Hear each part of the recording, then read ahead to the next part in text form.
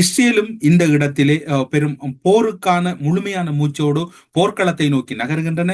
Iran இஸ்ரேலுக்கு இடையில் நேரடியாக ட்ரோன் தாக்குதல்கள் ஆரம்பிக்கப்பட்டு விட்டன. அதிலிருந்து மீள்வது தொடர்பில் பெரும் சவால்கள் இருக்கின்றது. நேற்று நள்ளிரவு வேளையில் இரண்டு இடங்களிலும், குறிப்பாக அரபு நாடுகள் பலவற்றிலும் கூட ட்ரோன் தாக்குதலை ஈரான் மேற்கொண்டிருந்தது. அதற்கு இணையாக இஸ்ரேலும் அந்த தாக்குதலை மேற்கொண்டிருந்தது. இப்போதைய சூழ்நிலையில் பல தகவல்கள், புதிய தகவல்கள் வெளியாகி இருக்கின்றன. கிட்டத்தட்ட இந்த போரானது ஆரம்பிக்கப்பட்டு 72 மணித்தியாலங்கள் கடந்துள்ள சூழ்நிலையில் பல முக்கியமான தகவல்கள் மறைக்கப்பட்டிருக்கின்றன. பல தகவல்கள் வெளியிலே வராமல் உண்மையிலேயே இரண்டு தரப்புகளாலும் பாதுகாக்கப்பட்டிருக்கின்றன. அதில் குறிப்பாக சொல்ல போனால் அமெரிக்காவை பொறுத்தவரையில் முழு வீச்சோடு இந்த தாக்குதலை நடத்த வேண்டும் என்பதில் அவர்கள் குறியாக இருந்து வருகின்றார்கள். ஈரான் மீது தாக்குதல் நடத்த அமெரிக்க படையினர் பயன்படுத்திய அதிநவீன ஆயுதங்கள் குறித்த விவரங்கள் இப்போது மெல்ல மெல்ல அமெரிக்க தரப்பால் வெளியிடப்பட்டிருக்கின்றது, அல்லது அமெரிக்க தரப்பால் அவை கசிய விடப்பட்டிருக்கின்றன.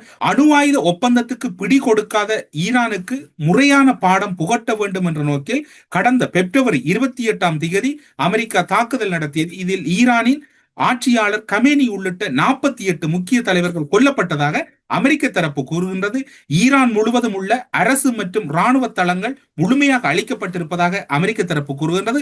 அவ்வாறு இடம்பெறவில்லை. அது அயத்துல்லா அல் கமேனியோடு முக்கியமான ஒரு சிலர் தான் மரணித்ததாக ஈரான் தரப்பு கூறுகின்றது.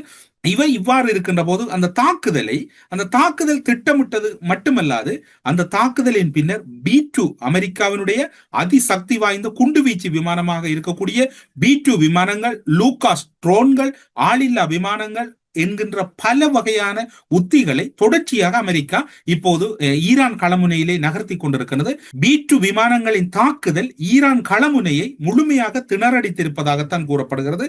குறிப்பாக சொல்ல போனால் F-18, F-16, F-22 ரக போர் விமானங்களோடு A-10 தரைவழி தாக்குதல் விமானங்கள், F-35 விமானங்கள் என்கின்ற பல தரப்பட்ட விமானங்களை அமெரிக்கா ஈரான் முழுவதுமாக பரவிவிட்டிருக்கின்றது.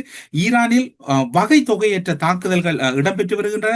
இன்றைய தினம் 172 சிறுவர்கள் நல்லடக்கம் செய்யப்பட்டதாக ஈரான் ஊடகங்களிலும் புகைப்படங்களும் வெளியாகி இருக்கின்றன. அமெரிக்க தாக்குதல் அல்லது அமெரிக்க இஸ்ரேல் தாக்குதலின் பின்னர் கொலை செய்யப்பட்டதாக ஈரான் தரப்பு கூறுகின்றது. இப்படி யுத்த களமுனை வளமைக்கு மாறாக திசை மாறி சென்று கொண்டிருக்கின்றது.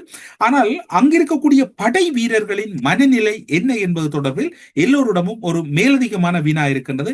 படை வீரர்கள் எப்படி இருக்கின்றார்கள், படை வீரர்களின் மனநிலை என்னவாக இருக்கின்றது என்கின்ற தேடல் எல்லோரிடமும் இருக்கின்றது.